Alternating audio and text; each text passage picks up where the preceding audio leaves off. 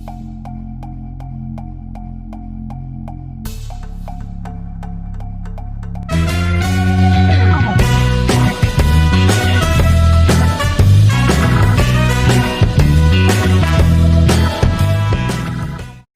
Everyone, welcome back to the channel.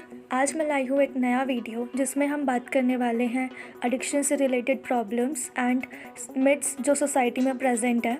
आज के video में हम बात करने वाले हैं डॉक्टर भूषण सिंह सर से, जो कि एक दी एडिक्शन स्पेशलिस्ट हैं और एमडी साइकेट्री हैं और इसी के साथ साथ पीजी क्लिनिकल साइकोलॉजिस्ट भी हैं and he is working in प्रयास नशा मुक्ति केंद्र एंड इसी के साथ साथ वो एक असिस्टेंट प्रोफेसर हैं साइकेट्रिक के इन RKTF यूनिवर्सिटी भोपाल। तो चलिए उनसे बात करते हैं और जानते हैं एडिक्शन के बारे में। Let's start the video. Prayas addiction centre and psychiatric care. हमारे आज के रिसोर्स पर्सन है doctor Bhushan sir. Sir I welcome you. Sir, जैसे कि आप एडिक्शन के स्पेशलिस्ट हैं, तो मैं आपसे कुछ सवाल के बारे में जानना चाहूँगी। मेरा पहला सवाल आपसे ये है कि आज की नशा को लेकर समाज में बहुत सारा टैबू है, एक गलत धारणा विचार बना के रखे हैं लोगों ने, तो इसके बारे में आप क्या बताना चाहेंगे? देखिए, समाज में सबसे पहली बात तो टैबू बना हुआ है कि नशा एक ऐसी बीमारी है जिसको हम जब चाहे जब शुरू कर दें और जब चाहे जब हम बंद कर सकते हैं। बेसिकली इसमें ऐसा नहीं होता। एडिक्शन एक मानसिक बीमारी होती है जिसके उसी तरीके से जिस तरीके के दूसरे मानसिक बीमारियों के कारण होते हैं, इसी तरह से इसका भी एक कारण है। तो ज्यादातर इसको हम दो भागों में बांटते कारण को, एक जेनेटिक कारण कॉज होता है और दूसरा बदनी कॉज होता है। जब हम इसको एक मानसिक बीमारी मान रहे हैं तो जो टैबू है कि हम जब चाहे जब छोड़ सकते हैं, पहली बात ये होती है। हम टैबू की बात कर रहे हो, उसमें ऐसा होता है कि लोग लगता है कि नशा मुक्ति केंद्र में भर्ती हो गए, तब हम तब भर्ती हो जब बहुत बुरी स्थिति पे आ गए हो, या हम जब रोड में गिरने लगे हो, जब हम बर्बाद होने लगे हो, या हम नशा मुक्ति केंद्र से लौट के आएंगे तो हम लोगों को क्या जवाब देंगे कि इतना नशेड़ा सब बहुत बुरा शब्द लगता है लोगों को, लेकिन आम भाषा में, बोलचाल की भाषा में नशेड़ा शब्द का प्रयोग करते हैं।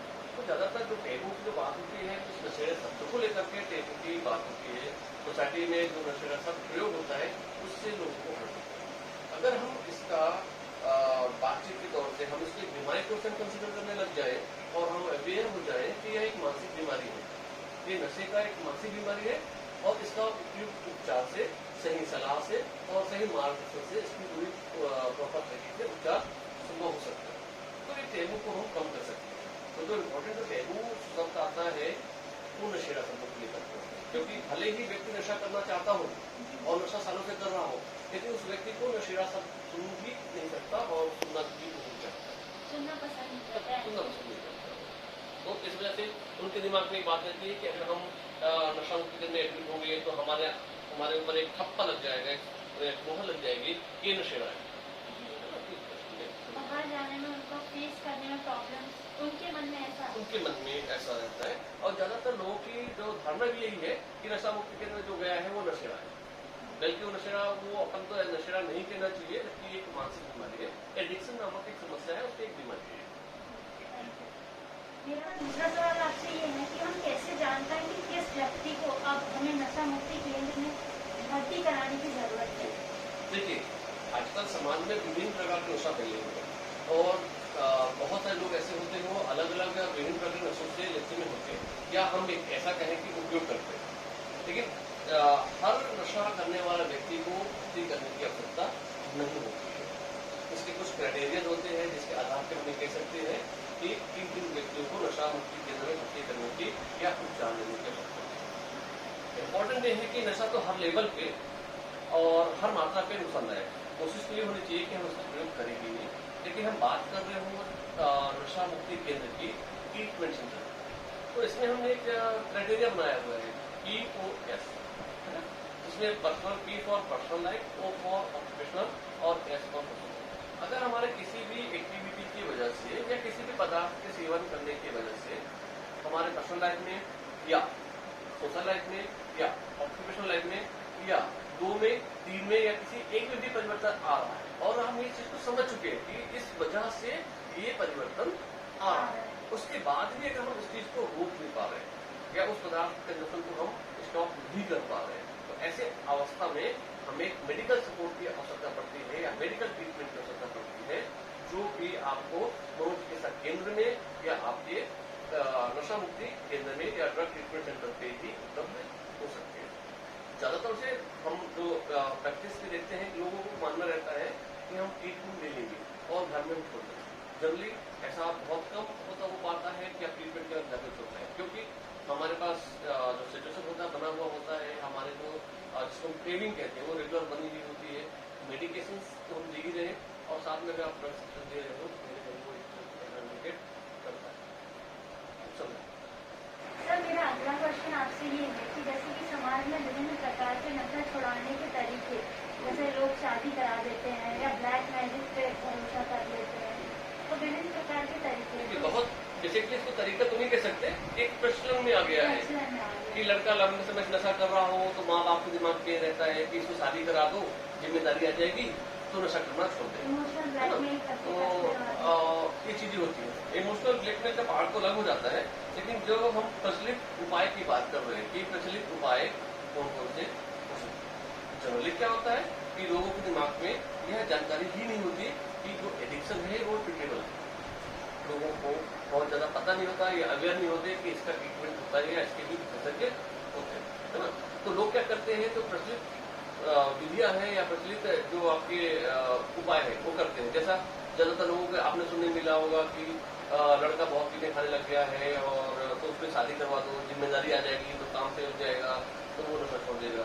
या आपने ऐसे सुना होगा कि झाड़ फूक विधि, वहाँ पर्टिकुलर जगह पे चले जाओ, वहाँ से आपको मजबूत मिलती है, ताजगी बांध देते हैं जिससे आप नशा करना बंद कर देते हो, है ना। या बहुत सारी कस्में कि वो कसम खाया, जब से मैंने गंगा जी पे गया कसम खा लिया तो छोड़ दिया, या हम वैष्णो देवी गए तो वहाँ छोड़ दिए, या कुछ फेक होते हैं। बहुत सारे प्रचलित एडवर्टाइजमेंट्स भी होते हैं, है ना, जो विज्ञापन के माध्यम से लोग दवाइयों का प्रयोग करते हैं।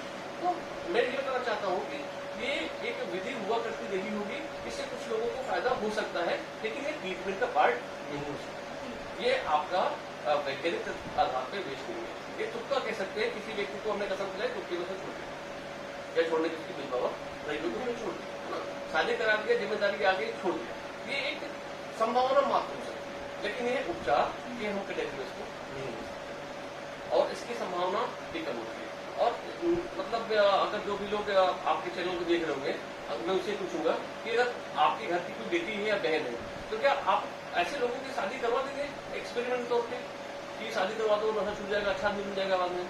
अगर हम ऐसा नहीं कर सकते अपने साथ में, तो हमें अपने बच्चों के लिए या अपने बेटे के लिए इस तरह की जो रास्ता है उसको नहीं अपनाना चाहिए। हम उनको नहीं सुधार पाए तो आज तक क्या करते हैं, कैसे सुधारेंगे। ये इसमें जो भी महिला वर्ग है उसमें आपत्ति जताना चाहिए और एक्शन लेना चाहिए कि भाई हम प्रयोग के समान नहीं है, हमें एज अ एक्सपेरिमेंट कंसिडर होना चाहिए। दूसरी चीज, पेट किलर की बात हम कर रहे होते हैं कि कसमे वाले होते हैं, अगर ऐसा होता तो अस्पतालें नहीं होती, नशा केंद्र नहीं होते। तो लोगों को इसमें अवेयरनेस की कमी कह सकते हैं हम, या हम लोगों की जागरूकता जो है वो कम है, एजुकेशन की मार बात कर सकते हैं कि बहुत ज्यादा लोग एजुकेटेड नहीं है।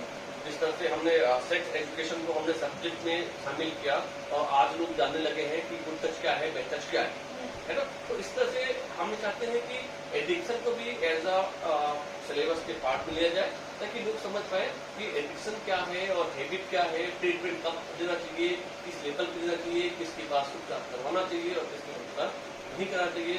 पहले दृष्टता में या फर्स्ट स्टेप में क्या करना चाहिए और उसके बाद हम कुछ कर तो जब तक हम एजुकेशन पॉलिसी में इसको लाएंगे नहीं, तब तक कि मुझे लगता है इसको सुधार होने की कोई संभावना है। लेकिन मैं बिल्कुल इसके अगेंस्ट हूँ एक्सपेरिमेंटल मोड के कि मेरा लड़का बिगड़ा हुआ है, शादी करा दो और उसे हो जाए। देखिए, ये आपके चिकित्सा पद्धति में बहुत सारे पद्धतियां होती है ना, आयुर्वेदा, एलोपैथी, होम्योपैथी, नेचुरोपैथी, है ना, बहुत सारे पद्धतियां होती है और सभी पद्धतियां आपके इस ट्रीटमेंट को करने में सक्षम होती है। उनके मॉडल्स अलग हो सकते हैं, उनकी फार्माकोलॉजी अलग हो सकती है, लेकिन उद्देश्य और उनका टारगेट एक होता है।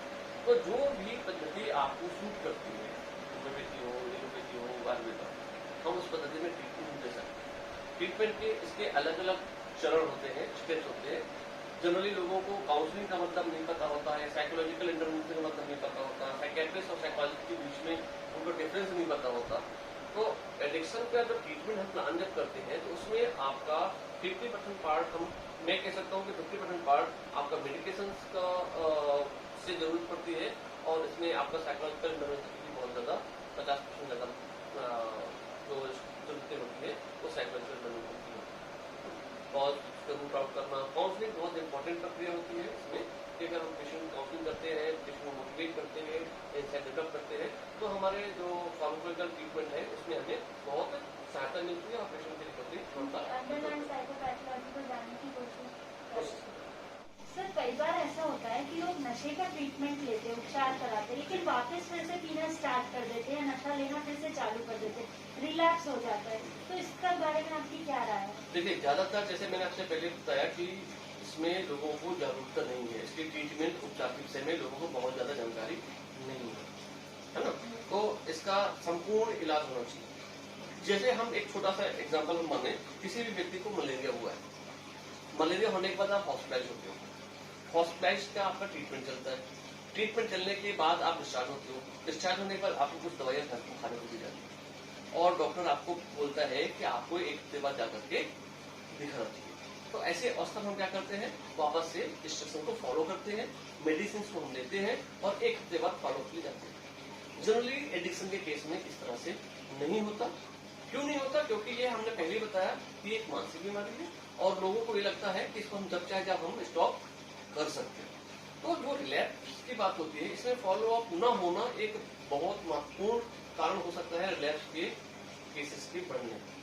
दूसरा कारण कि आपके फैमिली सपोर्ट सिस्टम, इसको बात करते हैं, तो रेगुलर हमें काउंसलिंग की आवश्यकता पड़ती है, फैमिली सपोर्ट की आवश्यकता पड़ती है। तो कहीं न कहीं लैक ऑफ फैमिली सपोर्ट भी एक इसका कारण बनता है।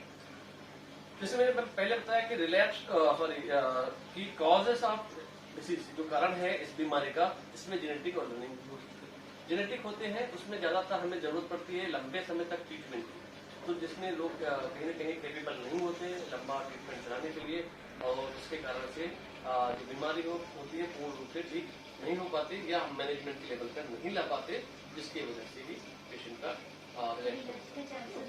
जो बाकी जो पब्लिक है उनके दिमाग में एक बात बिल्कुल बैठी हुई है कि पेशेंट जो है उसको डराने के लिए एडमिट करना है, उसको बंद करा दो। कंसेप्ट क्या है कि बंद करा दो तो वो 1 महीने 2 महीने 3 महीने डर जाएगा, उनका फोकस ट्रीटमेंट के होता ही नहीं। ये माल प्रैक्टिस कह सकते हैं कुछ लोगों की वजह से, जो लोग बंद करके रखते हैं और 6 महीने बाद डिस्चार्ज कर देते हैं। तो वही मैंने बोला कि ट्रीटमेंट नहीं हो सकता, तो उसका हो सकता है कि आप किसी को 3 महीने बंद करने के बाद वो ठीक हो गया हो। मैं ऐसा नहीं कहूंगा कि कोई नहीं हुआ होगा, ऐसा पॉसिबल है ठीक होगा, लेकिन ये पार्ट ऑफ ट्रीटमेंट का पार्ट नहीं हो सकता। उसके लिए पूरी तरीके से आपको मनोवैज्ञानिक टेक्निक से, वैज्ञानिक टेक्निक से, आप मेडिकल अप्रोच से आपको काम करना पड़ेगा, जिससे हम रिलेशन को कंट्रोल कर सकें। लोग अभी हमारे पास आते हैं, उनको ये कहना नहीं होता है कि हम इसको एडमिट कराना चाहते हैं, लोगों को कहना होता है इसको बंद कराना है। पहले से कंसेप्ट है उनका कि हमें मरीज को बंद कराना है। मैं आपसे ये जानना चाहूंगी कि आपके एक्सपीरियंस से आप लोगों को, व्यूअर्स को क्या मैसेज देना चाहेंगे? देखिए, इसमें इम्पोर्टेंट ये होता है कि मैं पिछले 10 से 12 साल से एडिक्शन में ट्रीटमेंट करते आ रहा हूँ और अभी तक लगभग मैं 500 से ज्यादा मरीजों को ट्रीटमेंट प्रोवाइड करवाया है। तो इसमें कोई स्पेशल एज ग्रुप नहीं बचता है जिसमें हम ये कह सकते हैं कि इस एज ग्रुप के लिए खतरा कम है। लेकिन जाहिर है कि जो यंग होते हैं वो कहीं न कहीं बहुत जल्दी इन्फ्लुएंस में आकर के एडिक्शन की ओर चले जाते हैं। तो मैं जो हमारे व्यूअर्स रहेंगे उनको मैं यही कहूंगा कि किसी भी मात्रा में या किसी भी लेवल पे या किसी भी अवस्था पे नशा आपके लिए नहीं है। नशा आपको कुछ समय के लिए मनोत्तेजना दे सकती है, लेकिन वो आपके जीवन को, आपके परिवार को, आपके टैलेंट को, आपके पैसे को, आपके इज्जत को, सभी के लिए खतरनाक है। इवन वो आपको खत्म भी कर सकती है, खत्म कर सकती है नहीं, खत्म करती ही है। किसी व्यक्ति से अगर आपको दुश्मन निकालना है तो मर्डर करने की जरूरत नहीं है, नशा सिखा दो, उसका पूरा 7 पीढ़ी खराब हो जाएगा, उसका वो कभी बाहर निकल नहीं पाएगा। तो ऐसी अवस्था से मेरा मैसेज ये रहेगा कि हम खुद तो अपने आप को रोके ही नशा करने से, और साथ में हमारे आसपास जो भी लोग हों उनको अवेयर करें कि नशा हम न करें किसी भी स्थिति में और किसी भी परिस्थिति में। Sir, thank you for your valuable time. Thank you everyone for watching this video, and if you liked the video and you found the video informative, then do subscribe to my channel and don't forget to share and comment your feedback on my channel. And let's aware our society together and let them know about the myths which are still present in our society. So yeah, let's do it. Thank you so much.